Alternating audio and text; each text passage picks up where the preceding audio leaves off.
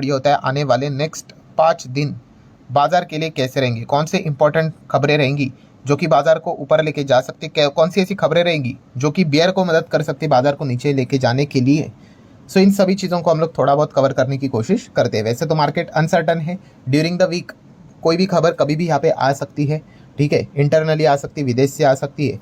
सो जितना इंपॉर्टेंट अभी तक का जो हम लोगों को पहले से खबर पता होगा उसको हम कवर करेंगे, बट उससे पहले क्या करते हैं हम लोग, यस, 2 फॉर्मेलिटीज़ को चेक कर लेते हैं। उसमें से पहला फॉर्मेलिटी, क्या मार्केट पूरे 5 दिन चलेगा? तो इस सवाल का जवाब है इस वक्त नो। मतलब इस हफ्ते की बात करें तो आपको भी यहाँ पे पता है 15 अगस्त, यस, 15 अगस्त के चलते थर्सडे के दिन मार्केट में छुट्टी रहेगी।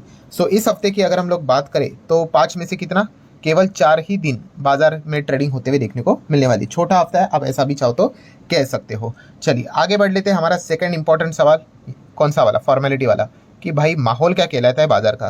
तो देखिए लॉन्ग टर्म में तो बाजार अभी भी ज़बरदस्त है, मतलब बुल वालों के पकड़ में है। और शॉर्ट रेंज की भी बात करें पिछले 5 ट्रेडिंग सेशन की, तो मार्केट कैसा रहा, वॉलेटाइल रहा, बट 0.5% ऊपर रहा, 150 पॉइंट प्लस यहाँ पे रहा। मतलब अभी भी हम कह सकते हैं बुल की जो ग्रिप है वो अभी भी इतनी कमज़ोर नहीं हुई। बीच बीच में थोड़ी कोशिश तो ज़रूर हुई थी, ठीक है। खास करके हम लोग अमेरिकन बाजार के ऊपर फोकस रखते, फ्राइडे के दिन कोई बहुत बड़ा गिरावट तो नहीं आया था ना, तो आप देख सकते नहीं 50 पॉइंट का ही हम लोग को मतलब फ्लैट परफॉर्मेंस, फ्लैट क्लोजिंग देखने को मिली थी, ठीक है। जापान का बाजार की बात करें कल के दिन तो यहाँ पे बंद ही रहेगा। अगर ओपनिंग की अगर आप देखने जाओगे तो डायरेक्टली हमारा बाजार ही हम लोगों को चेक यहाँ पे करना है, ठीक है। ये हो गया फॉर्मेलिटी।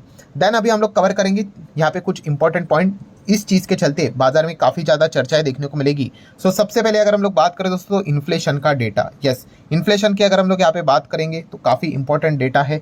एंड अगर हम लोग इस हफ्ते की अगर बात करें तो आपको यहाँ पे बताना चाहूँगा कि हमारा मतलब इंडिया का इन्फ्लेशन का डेटा हम लोग को देखने को मिलने वाला है। कब देखने को मिलने वाला है? अरे कल ही आने वाला है, मार्केट क्लोज हो जाने के बाद। सो जुलाई मंथ कंप्लीट हो चुका है, तो जुलाई मंथ का डेटा हम लोग देखेंगे, ठीक है। अभी एक्सपेक्टेशन रहेगी उस हिसाब से कम आता है ज़्यादा आता है वो देखने वाली यहाँ पे बात है। आरबीआई ने क्या प्रेडिक्शन दिया था उस हिसाब से कैसे, वो कल के दिन हम लोग इन चीज़ों को आराम से कवर कर लेंगे।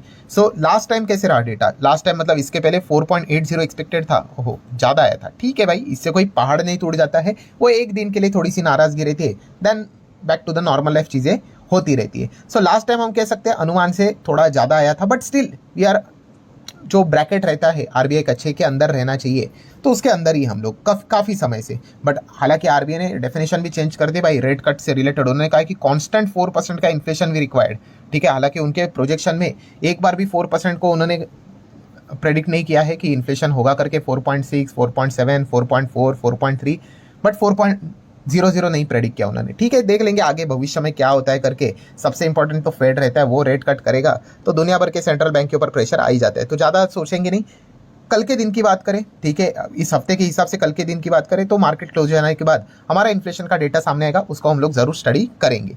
देन बात करेंगे दोस्तों तो अमेरिका, यस, अमेरिका की अगर बात करेंगे तो इनका भी इन्फ्लेशन का डेटा इसी हफ्ते को देखने को मिलने वाला है। अच्छी बात यह है कि क्लैश नहीं हो रहा है डेटा, क्लैश मतलब हमारा भी डेटा एंड उनका भी डेटा एक ही टाइम पे आता है, तो हमें समझ में नहीं आता है कि हमारे बाजार में उसका रिएक्शन मतलब कैसा देखने को मिला, अच्छा या फिर बुरा करके। तो अच्छी बात यह है कि इस हफ्ते अमेरिका का भी इन्फ्लेशन का डेटा है, बट वो 14 अगस्त को देखने को मिलने वाला है। सो ठीक है भाई, अगर हम लोग बात करें इसके पहले अमेरिका का इन्फ्लेशन का डेटा 3.4 एक्सपेक्टेड था, एक्चुअल में 3.3 आया, देन 3.1 एक्सपेक्टेड था, 3.0 यहाँ पे देखने को मिला, इस वक्त 3% एक्सपेक्टेड है। तो क्या पहली बार अमेरिका में कई समय के बाद 2 पॉइंट समथिंग मतलब 2.9 क्या ऐसा डेटा देखने को मिलेगा? सो डेफिनेटली अगर ऐसा रहेगा तो अमेरिकन बाजार इस चीज़ को लेकर काफ़ी ज़्यादा खुश यहाँ पे हो सकता है, ठीक है। पॉसिबिलिटी वाली बात है, होगा नहीं होगा उसी के लिए तो हम लोग को 14 तारीख का इंतजार करना पड़ेगा। आगे बढ़ लेते हैं दोस्तों, तो सबसे बड़ा अभी का अगर हम लोग यहाँ पे कहें, यस, हॉट टॉपिक यहाँ पे बन चुका है, टोटली आउट ऑफ सिलेबस, कल किसी ने सोचा भी नहीं था, यस्टरडे की यहाँ पे मैं बात कर रहा हूँ कि इस टॉपिक की हम लोग यहाँ पे चर्चा करेंगे करके। एंड अभी हर जगह पे देखा गया तो इसी के ऊपर चर्चा देखने को मिल रही है। यस, हिंडनबर्ग रिसर्च ने पहले तो ट्वीट करके बोल दिया कि यहाँ पे तैयार हो जाओ, कुछ तो यहाँ पे बड़ा होने वाला है, कुछ तो बड़ा आने वाला है, ठीक है। देन अलग अलग प्रेडिक्शन हम लोगों ने कर लिए एंड बाद में हम लोगों ने देखा कि अल्टीमेटली आउटकम क्या निकल कर आया कि जो उन्होंने पुरानी रिपोर्ट यहाँ पे निकाली थी किससे रिलेटेड, अदानी के ऊपर आरोप से रिलेटेड। सो अभी नया जो उन्होंने एलिगेशन लगाया है वो सेबी चीफ के ऊपर उन्होंने एलिगेशन यहाँ पे लगाया है। सो बेसिकली उनका यही मानना है, किसका, हिंडनबर्ग ने अपने रिपोर्ट में कहा है उस हिसाब से कि जो ऑफशोर एंटिटीज हम लोग को देखने को मिल जाती है, ठीक है, वहाँ पे अदानी से रिलेटेड जब भी इन्वेस्टिगेशन का टाइम आता है तो सेबी अच्छे से काम नहीं करता और ना ही वो करेंगे, बिकॉज खुद सेबी चीफ का उसमें हम लोगों को स्टेक देखने को यहाँ पे मिल रहा है। एंड एक और दूसरा आरोप भी उन्होंने लगाया है कि उनके और उनके जो पति है, ठीक है, वो रीट से रिलेटेड अगर हम लोग यहाँ पे बात करें तो उससे रिलेटेड भी एक पॉइंट उन्होंने सामने रखा है कि पर्सनल गेन के चलते इस चीज़ें हो रही है करके, प्रॉपरली डिस्क्लोजर नहीं दिया करके। सो ये पॉइंट फिलहाल तो देखने को मिल रहा है। अभी आगे क्या होगा वी डोंट नो, वो तो चेक करने वाली यहाँ पे बात है। बट ये एक नया टॉपिक मार्केट को मिलते हुए देखने को मिल चुका है और ये कोई हल्का टॉपिक नहीं है। हर जगह पे आप देख सकते हो फाइनेंस की दुनिया में, या फिर इनफैक्ट जो फाइनेंस की दुनिया में नहीं भी है, बाकी के न्यूज़ चैनल में भी ये टॉपिक हम लोग को कवर होते हुए देखने को मिल रहा है। सो इस एक पॉइंट के चलते कल का बाजार कैसा रहेगा, ये काफी एक इंटरेस्टिंग पार्ट देखने को मिलने वाला है। देन अगर हम लोग आगे बढ़ेंगे दोस्तों, तो इस चक्कर में बिल्कुल नहीं भूलना है कि कंपनी के अर्निंग्स कैसे आ रहे हैं, Q1 के रिजल्ट फिर भी हमारे रडार के ऊपर जरूर रहने चाहिए। यही सबसे इंपॉर्टेंट चीज होती है। फंडामेंटली स्ट्रॉन्ग शेयर की सबसे बड़ी निशानी यही होती है लॉन्ग टर्म के हिसाब से। शॉर्ट टर्म में कुछ भी हो सकता है, बट लॉन्ग टर्म में हमेशा कंपनी के नंबर्स ही मायने यहाँ पे रहते हैं। देन आगे बढ़ेंगे दोस्तों, तो आईपीओ का बाजार भी फोकस में यहाँ पे रखना है, ठीक है। काफी सारे आईपीओ यहाँ पे आ रहे हैं, ठीक है। अभी रिसेंटली ओला का आईपीओ देखने को मिला था जिसका जीएमपी काफी खराब था, बट लिस्टिंग होने के बाद काफ़ी अच्छी खासी रिस्पांस हम लोग को देखने को मिल गई, ठीक है। एंड अभी काफ़ी सारे आईपीओ हम लोग को पाइपलाइन में भी देखने को यहाँ पे मिल रहे हैं। तो इस चीज़ के चलते इसके ऊपर भी आप फोकस बना के रख सकते हो। देन अगर हम लोग बात करेंगे दोस्तों, तो एफआईएस डीआईएस एक्टिविटीज़, तो आप यहाँ पे देख सकते हो एफआईएस यहाँ पे बड़ा बड़ा माल बेच रहे हैं। बीच में थोड़ा हरा निशान तो दिखा देते हैं, बट इतना कोई सिग्निफिकेंट बाइंग उनकी ओर से देखने को नहीं मिलती है। जहाँ पे उनका सेलिंग आप देख सकते हो कितना तगड़ा है, 3000, 10,000, 3,000, 3,000, 2,000 करके, ठीक है। बट हाँ, हमारे जो चैंपियंस है डोमेस्टिक इंस्टीट्यूशनल इन्वेस्टर, उन्होंने ज़बरदस्त तरीके से आप जितना बेच रहे हो, आप मतलब FIS institutions, foreign institutional investor जितना बेच रहे हैं उतना ऑलमोस्ट वो थोड़ा कवर अप करने की कोशिश करते हैं। ऑब्वियसली ये कोई मतलब जो बोलते हैं ना इक्वल टू का फॉर्मूला नहीं है कि वो उतना बेचेंगे उतना खरीदेंगे करके, बट हम कह सकते हैं अच्छी तरीके से वो इन चीज़ों को कैप अप यहाँ पे कर लेते हैं, कैच कर लेते हैं, बिकॉज उनके पास भी काफ़ी अच्छा फंड देखने को मिला है। रिसेंटली हम लोगों ने खबर भी देख लिया, एम्फी ने अनाउंस भी कर दिया 23,300 करोड़ के आसपास एसआईपी जुलाई मंथ में हम लोग को देखने को मिल चुके हैं। सिग्निफिकेंट ग्रोथ लगातार एसआईपी में हम लोग को होते हुए देखने को मिल रहे हैं। एंड इसी चीज़ के चलते तो डीआईएस मजबूत यहाँ पे हो चुके हैं, एंड इसी चीज़ के चलते एफआईएस भी हम लोग को परेशान देखने को मिल चुके हैं।